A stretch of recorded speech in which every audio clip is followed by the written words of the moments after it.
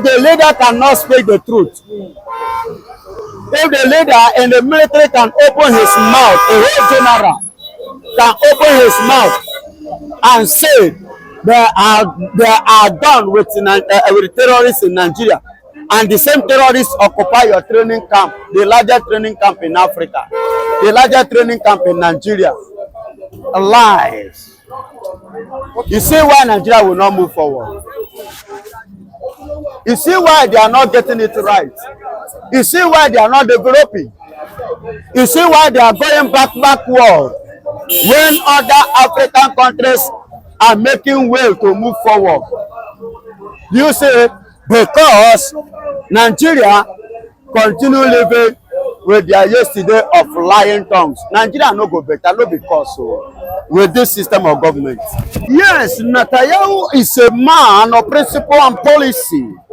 Is a man that have no fear of any man, irrespective of whom you are, or your caliber, or your state, or your country. Netanyahu is a man who hates terrorists. He hates terrorists.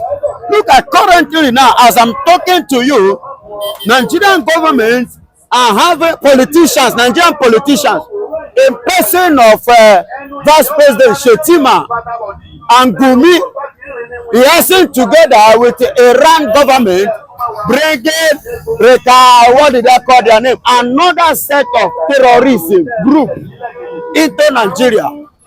Currently now, as I'm talking to you now, either in Zamfara or thereabout, okay, Sokoto, God bless you. In Sokoto State, currently now, as I'm talking to you, another set of terrorist group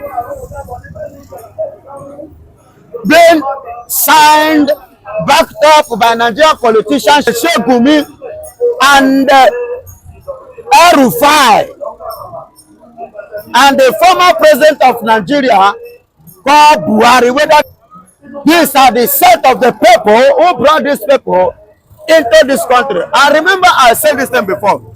The only way to cut off or to stop terrorism in Nigeria, or all these bandits in Nigeria, is to cut off the politicians.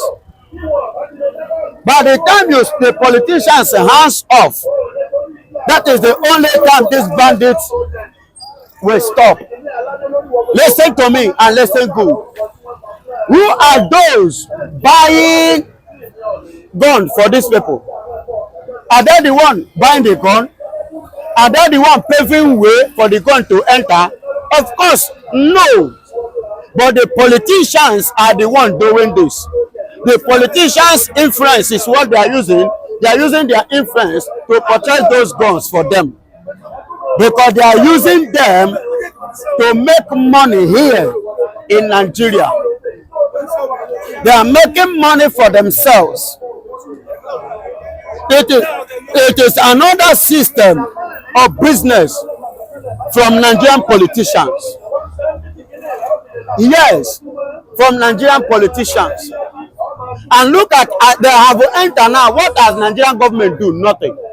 What have they said? Nothing. What have Nigerian military done? Nothing. All the Department of Nigerian Forces, what have they done? Nothing. That is to tell you, all these people are being backed up by Nigerian politicians. You get it? Northern politicians. Especially the northern politicians.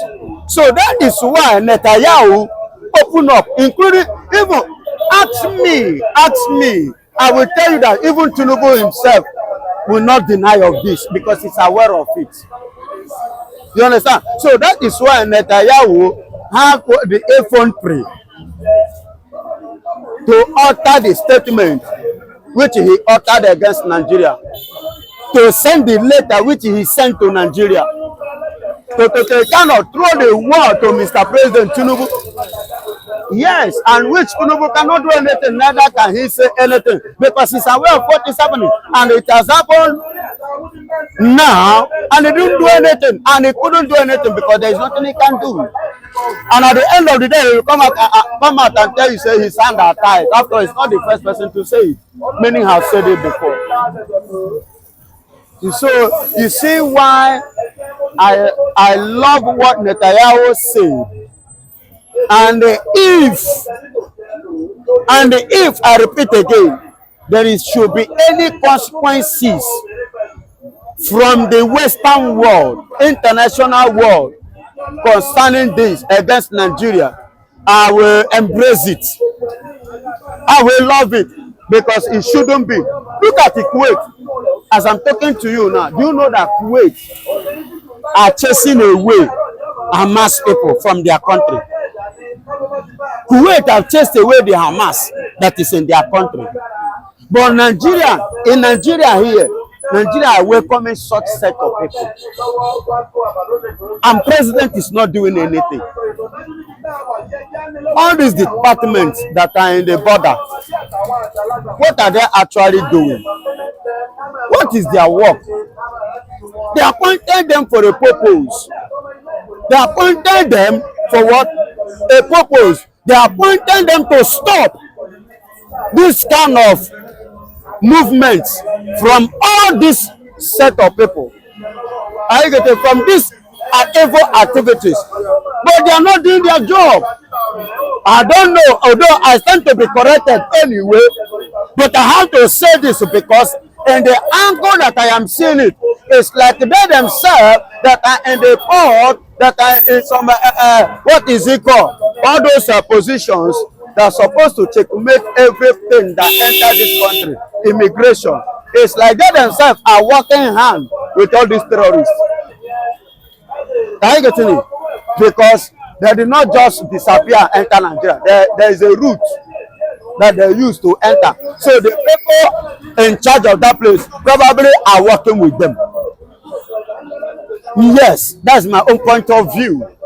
Because the way things are going, it shouldn't be in a country like this. And you call yourself a giant of Africa. You see reason why Trump will say that illegal immigrants in America will be treated. Illegal immigrants. These people enter Nigeria illegal. And the government, the federal government, the Tinubu government is not doing anything. Well, some have said that it was true during the 2015 election, 2019. Some have said during the 2019 election, that was when Buhari, brought some of them from these neighboring West African countries, during the election period. But at the same time, we've seen Buba, one of the spokesman of Nigeria, may come and say that they are almost through with fighting terrorism there in the north. But how come we are not getting another new set of terrorists, when they are trying to cope or reduce what we have on ground, and now more is coming out? Do you not think that the federal government, just like Kemi Lawyer, investigative journalist said, do you not think that they are using this thing to really make money or loot Nigeria Commonwealth? I've already said that, my beloved brother. All what he said are political statements, what I call political propaganda. They are not fighting anything. If they say they are done fighting terrorism in Nigeria, how come Niger State, the military training camp that occupy over 3 or 4, 5 local governments, which is one of the biggest training camps in Nigeria, being occupied by terrorists, and you say you are finished with them? How come?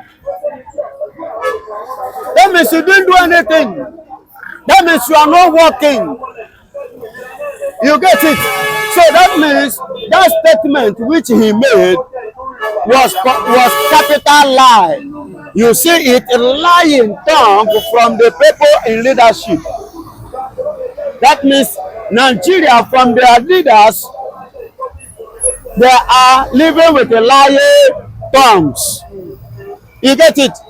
If the leader cannot speak the truth, if the leader in the military can open his mouth, a whole general can open his mouth and say they are done with terrorists in Nigeria, and the same terrorists occupy your training camp, the largest training camp in Africa, the largest training camp in Nigeria. Lies. You see why Nigeria will not move forward. You see why they are not getting it right. You see why they are not developing. You see why they are going backward when other African countries are making way to move forward. You see, because Nigeria continue living with their yesterday of lying tongues. Nigeria no go better, no because so with this system of government. Tinubu have come and said that we should always pray for Nigeria. See, I don't like hearing this. Remi Tinubu say I feel like we can get better. For Nigeria. Is Remi Tinubu born again? Okay. Is she a born? Let her explain the meaning of born again. Okay, so is she a Christian? Okay, so, see, let me tell you something that is wrong among the Christians inside the churches today.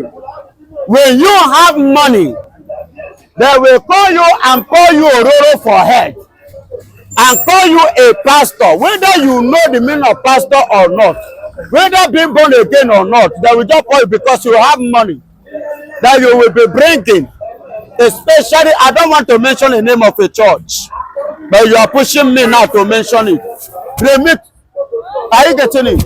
Now listen. So, as for Shettima, do you think that it was what he said during the World Summit when he supported Palestine? Do you think that's why Israel is coming out to attack Nigeria now or working with Iran? When he said everybody have their own right to fight for. The people of the land have their right to fight for their freedom. That's why Israel is attacking Nigeria. Netanyahu now reply to them because the people of the land, which are the Igbo, the Biafrans, today have their right to fight for their own freedom. Now you are holding our Oga. You are holding nnamdikanu, a man from the people, from the land, fighting for the same freedom which you said internationally that they have the right. Somebody here under your watch doing the same thing. You kidnap him and you cage him with your evil darkness department called DSS. That means you don't know what you're saying. You see why Netanyahu has to attack Nigeria. Because I believe before you say something, you should know the thing. You cannot be saying something that you don't know. Are you getting it? Shettima says something that you don't know because he's already against what he's saying. So he doesn't supposed to come to the world and throw such a thing openly. That means he's working at ignorance. He's working in ignorance. You understand? So we don't need that kind of people. If you want Nigeria to grow, I am advancing Nigeria because I'm not in Nigeria. I am a Biafran. Are you getting it? But this is my word of advice to Nigerians. Before your president or vice president should come to power, let there be a set of people that know what they are doing. Let them know what to say out there before the world leaders. Not just the ones that will go there and throw word anyhow and use their hand and hook themselves on the leg. You see Shettima statement, even I think the federal government came out to debunk, they said they said Shettima to say, make such a statement. But do you think that statement almost put Nigeria in total mess? Hello, he has said it, anything Nigeria like, let them say. He has said it, everybody have heard about it.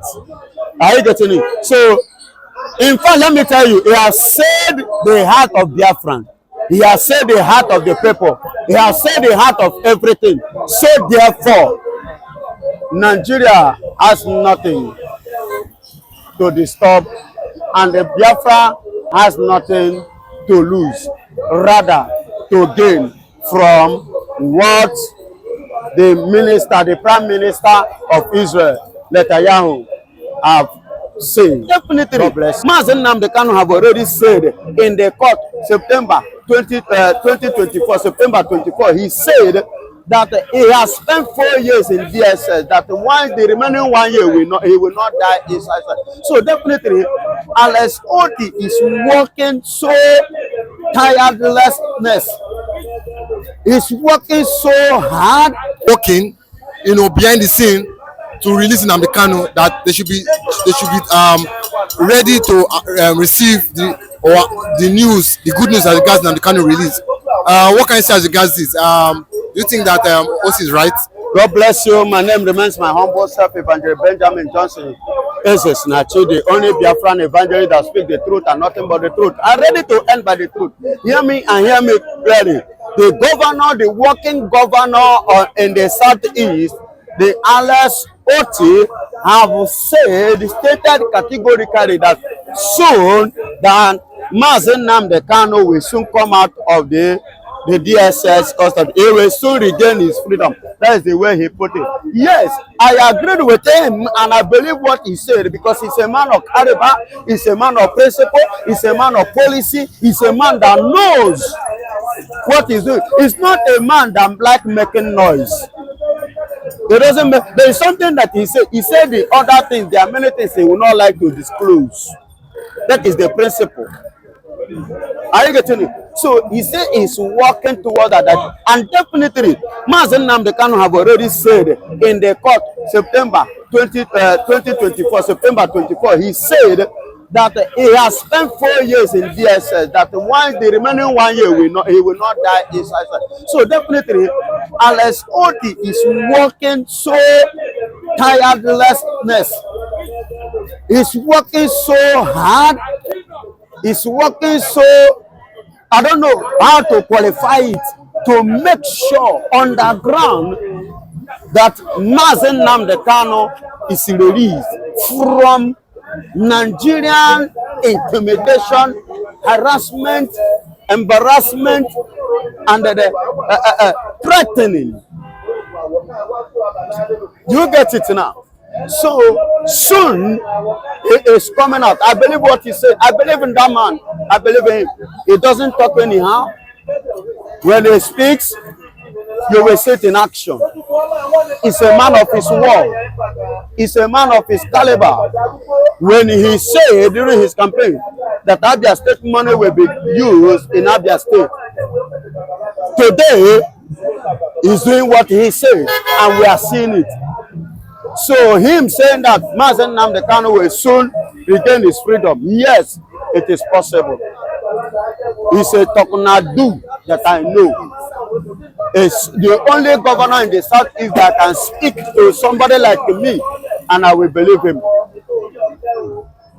Are you getting it? He's the only governor that can speak now. I believe him because I know him. Because of citizens, what he has done, and just because he has during his 1 year in office. During his getting to 2 years in office, he said it, and he's proving it. He's doing it.